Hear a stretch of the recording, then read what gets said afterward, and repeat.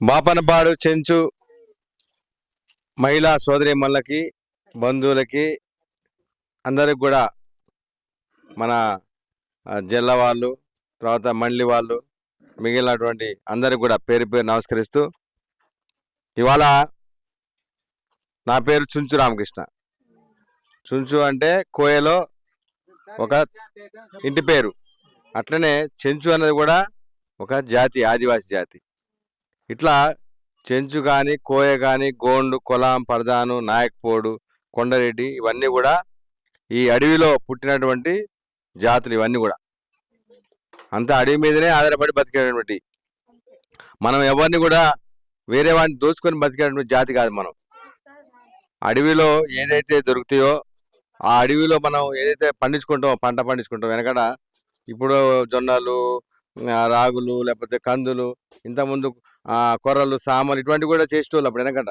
ఇప్పుడు పోయినాయి, అవన్నీ పోయినాయి. ఇప్పుడు అవన్నీ ఎక్కడ కూడా పండించట్లేదు. ఇప్పుడు అంతా కూడా తెల్ల బియ్యం ఉంటే చాలు మనకి. ఆ బియ్యం వండుకోవటం, అన్నం వండుకోవటం, తెల్ల కోడి దొరికితే కోడిని కోసుకొని తింటాం.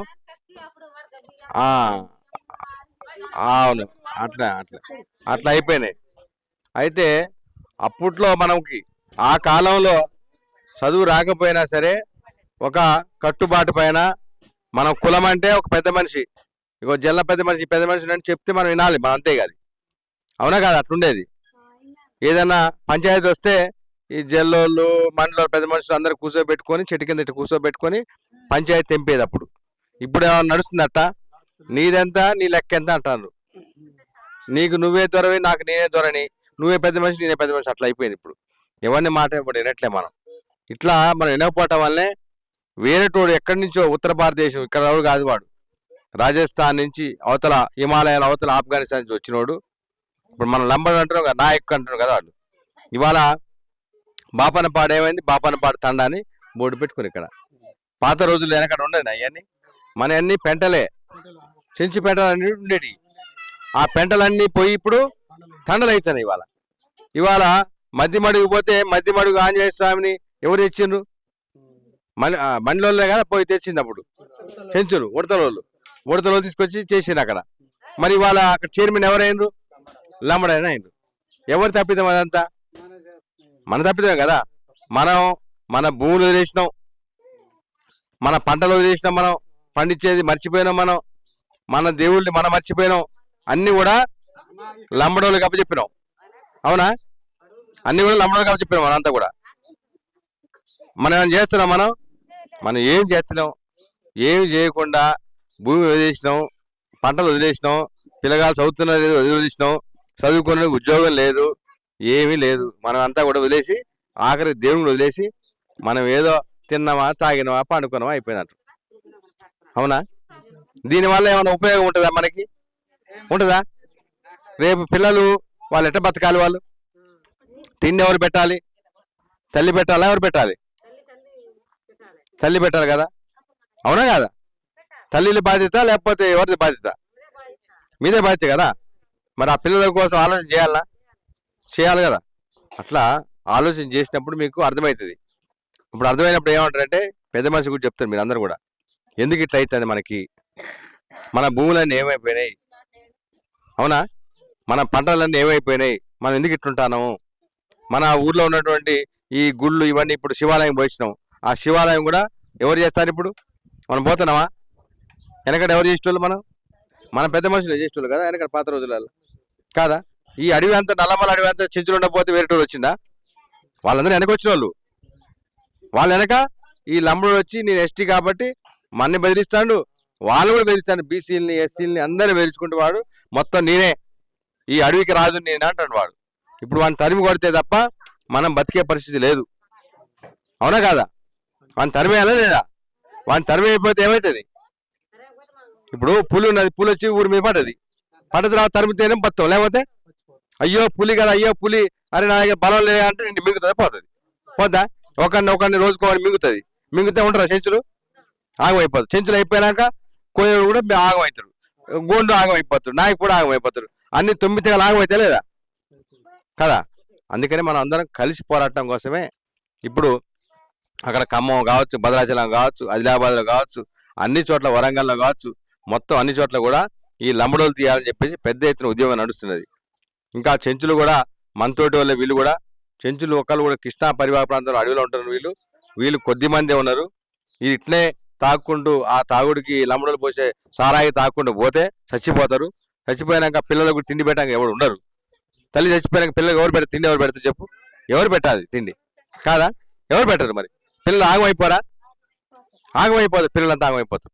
అందుకనే మనం ఏమంటున్నాం అంటే ఇది కాపాడటం కోసం అందరూ ఈ జాతిలో పుట్టిన వాళ్ళు అందరూ కూడా మగవాళ్ళు ఒక్కటే బాధ్యత కాదు, ఆడవాళ్ళు కూడా బాధ్యతే. అవునా కాదా?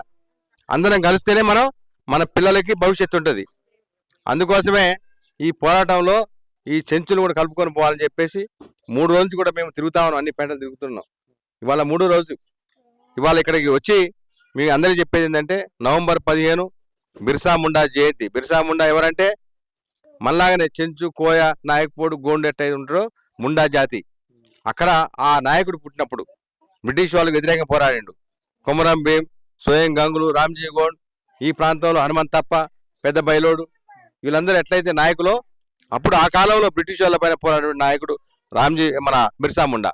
ఆయన యొక్క 150వ జయంతి సందర్భంగా మనం అచ్చంపేటలో పెద్ద ఎత్తున ర్యాలీ తర్వాత మీటింగ్ కూడా పెట్టుకున్నాం. దీనికి ఈ ఒక్క ప్రాంతమే కాదు, అటు కృష్ణానదికి ఇటు పక్కన అటు పక్కన ఈ రాష్ట్రం తెలంగాణ రాష్ట్రం, ఆంధ్రప్రదేశ్ రాష్ట్రం నుంచి కూడా చెంచులు వస్తున్నారు. అట్లనే డిండికి అవతల పక్కన నల్గొండ పక్కన ఉన్నారు కొంతమంది చెంచులు. మీకు చుట్టాలు ఉన్నారా? అటు డిండి అవతల పెంటలు ఉన్నాయి కదా మనకి, కంబాలపల్లి ఇవన్నీ లేవా? ఉన్నారు కదా. వాళ్ళు అందరు కూడా వస్తున్నారు ఇక్కడికి.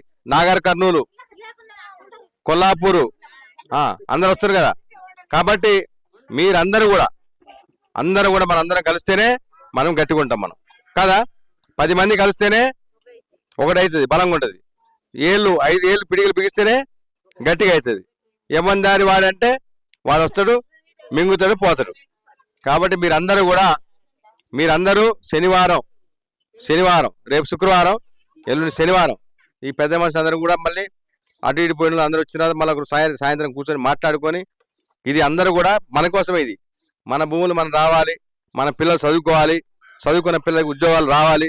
అట్లనే మన దేవుళ్ళు ఏదైతే ఉన్నాయో ఇవన్నీ మనయే. ఇవాళ పోతే ఆ మధ్య మడుగులో పోతే మొత్తం లంబడోలే, మొత్తం వాళ్ళే, షాపులు మొత్తం వాళ్ళే, భక్తులు వాళ్ళే, అన్నీ వాళ్ళే. మనోళ్ళు ఏడిపోయారంటే అవతల దూరంగా పోయిరాళ్ళు. ఆ ముసలాం చెప్తున్నది, ఆ ఉడతల ఆమె పేరు పెద్ద ఉన్నదా మొత్తం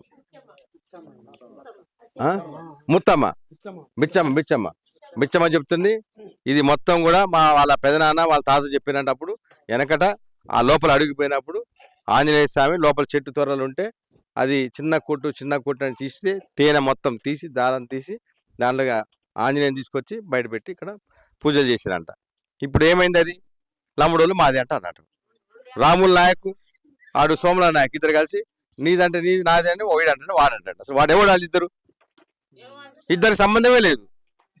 కాబట్టి చెంచోళ్ళ దేవుడు.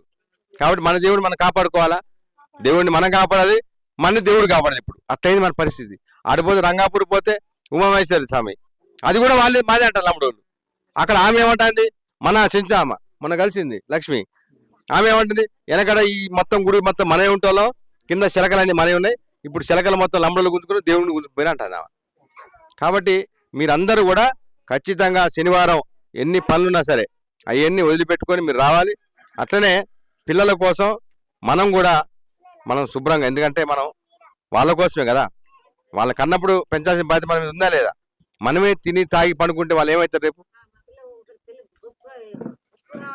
పిల్లలు పైకి రావాలి, చదువుకొని ఉద్యోగాలు చేస్తే మీకు కూడా ఎట్లా ఉంటుంది? కింద కూర్చొని మంచిగా 3 పూటలు మంచిగా ఆయికి తిని పండుకోవచ్చు. కాబట్టి మనందరం కూడా కలిసి, ఏ కులం ఉన్నా ఏ తెగ ఉన్నా ఆదివాసులందరం ఒకటే.